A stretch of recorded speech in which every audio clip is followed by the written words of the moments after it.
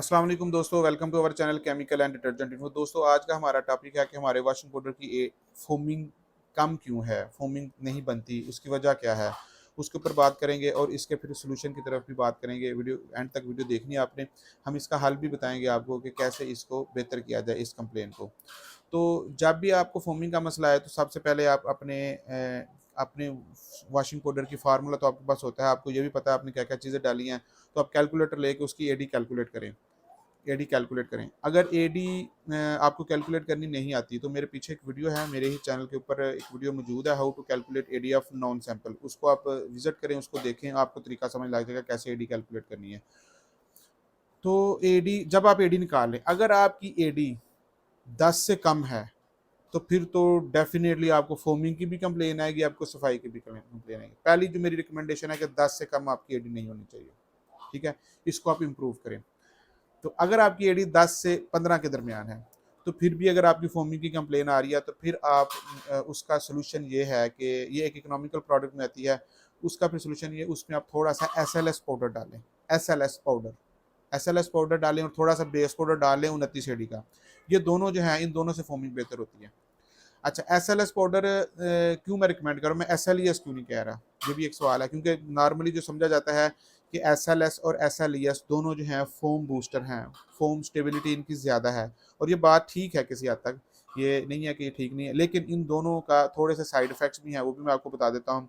SLES का side effect ये है कि ये आपको तकरीबन 25% मॉइस्चर देता है। SLES जो है वो कास्ट उसकी सल्फोनी के बराबर है, लेकिन इसकी जो एडी है वो 70% होती है, प्योरिटी इसकी 70% होती है। बाकी 25 to 30% इसके अंदर मॉइस्चर होता है, जो कि आपके पाउडर के फिजिकल अपीयरेंस को ख़राब कर देता है। आपके पाउडर का मॉइस्चर बढ़ जाता है, जिसकी वजह से आपके वॉशिंग पाउडर के अंदर केकिंग की या जुड़ने की या लम्स बनने की शिकायत आती है।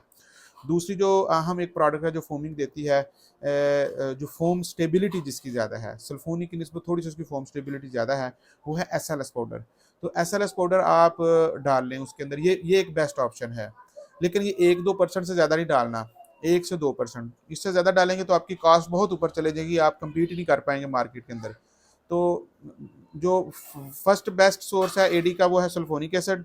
अगर आप कम एडी का सर्फ बना रहे हैं तो फिर आप थोड़ा सा साथ SLS 1 से 2% यूज़ कर रहे हैं। अगर आप हाई एडी का वॉशिंग पाउडर बना रहे हैं, जैसे कि 18, 19, 20, 21, 22 एडी का वॉशिंग पाउडर बना रहे हैं, तो उसमें आपको फोमिंग की कंप्लेन नहीं आएगी, क्योंकि उसमें आपकी एडी वैसे ही आई है, तो उसमें SLS यूज़ करने की ज़रूरत नहीं है। SLS आपने कब यूज़ करना है, जब आपकी एडी 13-14 से कम है, या 13-14 एडी है, या 15 एडी है। 15 एडी पे भी नॉर्मली शायद कंप्लेन ना आए, लेकिन अगर आपको आ रही है, आप फील करते हैं कि आपको अभी भी कंप्लेन आ रही है, तो आप थोड़ा सा 1 से 2% उसके अंदर SLS यूज़ कर रहे हैं।